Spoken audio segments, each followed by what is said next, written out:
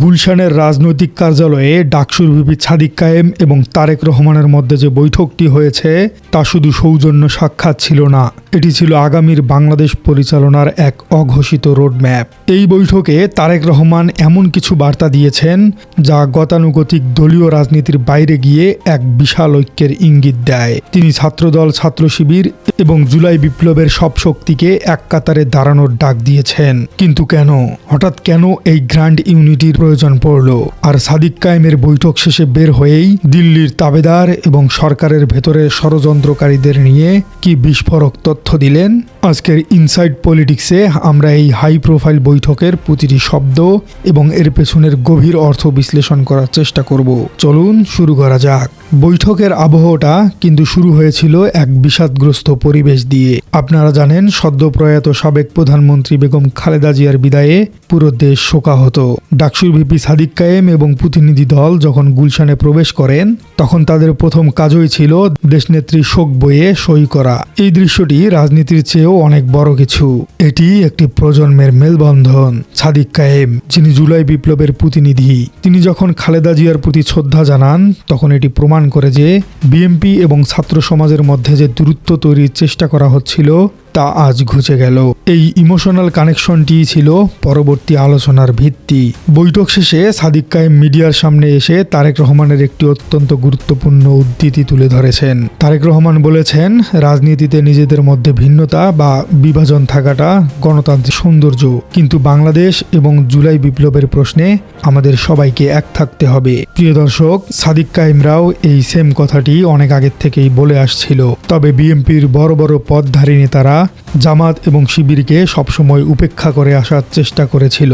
এটি প্রথম যখন বিএনপির সর্বোচ্চ নেতা এবং জামাত শিবিরের নেতাকর্মীরা একমত হলেন। তারেক রহমানের এই কথাটির ওজন আসলে অনেক। তারেক রহমান এখানে খুব ম্যাচিউর পলিটিশিয়ানের মতো কথাটি বলেছেন। তিনি জানেন বিএনপি, জামাত কিংবা বাম দলগুলোর মধ্যে আদর্শিক পার্থক্য থাকবেই, কিন্তু তিনি এটাও বুঝিয়ে দিয়েছেন যে এই সময়টা নিজেদের মধ্যে ঝগড়া করার সময় নয়। কেননা জুলাই বিপ্লব পরবর্তী সময়ে আমরা দেখেছি ফেসিবাদের পতন হলেও তাদের প্রেতাত্মারা এখনো সক্রিয়। তারেক রহমান মূলত এটাই বোঝাতে চেয়েছেন, আমরা যদি এখন ছোটখাটো মতভেদ নিয়ে আলাদা হয়ে যাই, তাহলে সেই সুযোগটা নিবে পতিত স্বৈরাচার। তার এই ইউনিটি থিওরি বা ঐক্যের ডাক বর্তমান সময়ে বিএনপির রাজনৈতিক কৌশলের সবচেয়ে বড় পরিবর্তন। তিনি এখন আর একা ক্ষমতা যাওয়ার কথা ভাবছেন না, তিনি সবাইকে নিয়ে রাষ্ট্র পুনর্গঠন করার কথা ভাবছেন। সবচেয়ে চমকপ্রদ যে বিষয়টি এই বৈঠকে উঠে এসেছে তা হলো ছাত্র সংগঠনগুলোর ঐক্যের ডাক। সাদিক কায়েম জানিয়েছেন, তারেক রহমান বিএনপি, জামাত সহ ফেসিবাদ বিরোধী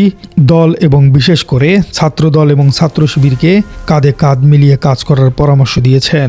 বাংলাদেশের ক্যাম্পাসের রাজনীতি যারা দেখেছেন তারা জানেন ছাত্র দল এবং শিবিরের সম্পর্ক ঐতিহাসিকভাবেই কেমন খারাপ ছিল, কিন্তু তারেক রহমান সেই ইতিহাসের পাতা উল্টে নতুন অধ্যায় শুরু করতে চাইছেন। আর সাদিক কায়েমও সেটির সাথে একমত হয়েছেন। তিনি বুঝতে পেরেছেন জুলাই বিপ্লবের স্পিরিট বা চেতনা ধরে রাখতে হলে এই ছাত্র সমাজকে বিভক্ত করা যাবে না। সাদিক কায়েম খুব স্পষ্ট করেই বলেছেন, বিপ্লব পরবর্তী সময়ে আমাদের যে বিভাজন তৈরি হয়েছে সেই সুযোগ নিয়ে দিল্লির তাবেদার ও পতিত স্বৈরাচাররা নতুন করে ষড়যন্ত্র করছে।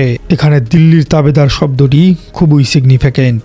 সাদিক কায়েম এবং তারেক রহমান উভয়ই একমত যে ভারতের আধিপত্যবাদ বা হেজিমনি রুখতে হলে এই মুহূর্তে জাতীয় ঐক্যের বিকল্প নেই। তবে দর্শক, এই বৈঠকের আলোচনায় শুধু ঐক্য বা ভারত বিরোধিতা ছিল না। সাদিক কায়েম বৈঠক শেষে এমন একটি বিষয় নিয়ে কথা বলেছেন যা শুনলে আপনার গায়ের লোম দাঁড়িয়ে যাবে। তিনি কথা বলেছেন শহীদ ওসমান হাদির হত্যাকাণ্ড নিয়ে। তিনি সরাসরি অভিযোগ করেছেন হাদির খুনিদের মাস্টারমাইন্ডরা নাকি বর্তমান অন্তর্বর্তীকালীন সরকারের ভেতরেই ঘাপটি মেরে বসে আছে। সরকারের ভেতরে কারা এই ষড়যন্ত্রকারী এবং জুলাই সনদ বা গণভোট নিয়ে তারেক সাদিকের প্ল্যানটা আসলে কি? 16 বছর ধরে যারা ভোট দিতে পারেনি সেই তরুণদের নিয়ে তাদের রোডম্যাপটা আসলে কি? বৈঠকের আলোচনায় আরেকটি শব্দ খুব জোরে সোরে উচ্চারিত হয়েছে, আর সেটি হলো বাংলাদেশপন্থী রাজনীতি। আমাদের আগামীর লক্ষ্য হলো বাংলাদেশপন্থী রাজনীতি প্রতিষ্ঠা করা। প্রিয় দর্শক, বাংলাদেশপন্থী শব্দটা কিন্তু বর্তমান সময়ে খুবই সিগনিফিক্যান্ট বা তাৎপর্যপূর্ণ। গত 16 বছর ধরে আমরা দেখেছি রাজনীতিকে কিভাবে সেকুলার ভার্সেস ইসলামিস্ট এই দুই ভাগে ভাগ করে ফেলার চেষ্টা করা হয়েছে, কিন্তু তারেক রহমান এবং সাদিক কায়েম এখন এই পুরনো বাইনারি ভেঙে নতুন এক জাতীয়তাবাদের কথা বলেছেন। সেখানে নতুন ফোকাস হলো দেশপ্রেম এবং ভারতীয় আধিপত্যবাদের বিরোধিতা। সাদিক কায়েম অভিযোগ করেছেন, বিপ্লব পরবর্তী সময়ে আমাদের বিভাজনের সুযোগ নিয়েই দিল্লির তাবেদাররা নতুন করে ষড়যন্ত্র করছে।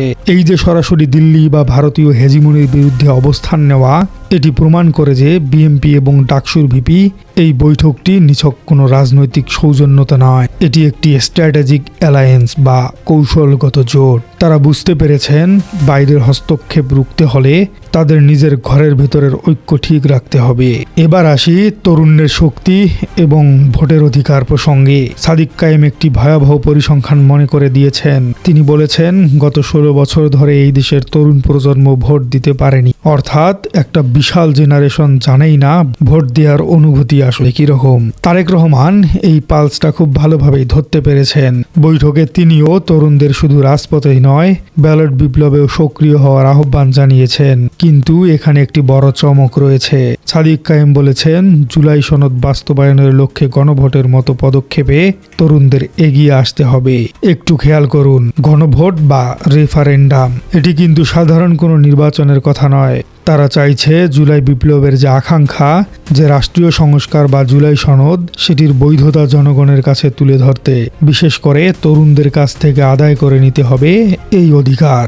এর মানে হলো আগামী দিনের রাজনীতিতে বিএনপি এবং ছাত্র সমাজ হয়তো এই গণভোট ইস্যুতে একমত হতে পারে। প্রিয় দর্শক, 1 জানুয়ারির এই বৈঠকটি বাংলাদেশের রাজনীতির গতিপথ পরিবর্তনের এক বড় ইঙ্গিত। তারেক রহমান প্রমাণ করলেন তিনি দলীয় গণ্ডি পেরিয়ে সবাইকে নিয়ে চলার মানসিকতা অর্জন করেছেন, আর সাদিক কায়েম বুঝিয়ে দিলেন ছাত্র সমাজ তাদের বিপ্লবের স্বপ্ন বাস্তবায়নে আপোষহীন। এই যে বিএনপি, জামাত, ছাত্রদল, শিবির এবং সাধারণ শিক্ষার্থীদের ঐক্যের ডাক, এটি যদি বাস্তবে রূপ নেয় তবে তা হবে ফেসিবাদ এবং আধিপত্যবাদ বিরুদ্ধে বড় একটি দেয়াল। তবে প্রশ্ন থেকেই যায়, সরকারের ভেতরে থাকা ঘাপটি মেরে সেই ষড়যন্ত্রকারীরা আসলে কারা? তাদের মুখোশ কি আসলেই উন্মোচিত হবে?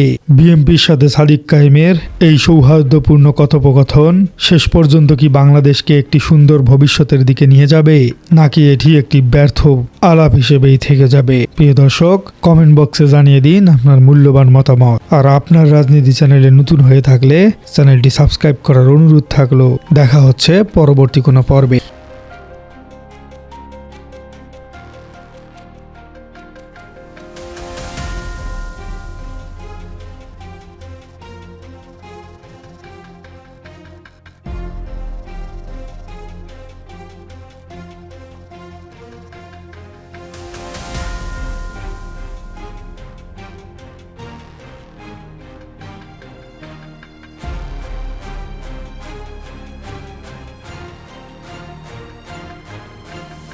তারেক রহমানের সাথে আমাদের মিটিং হয়েছে।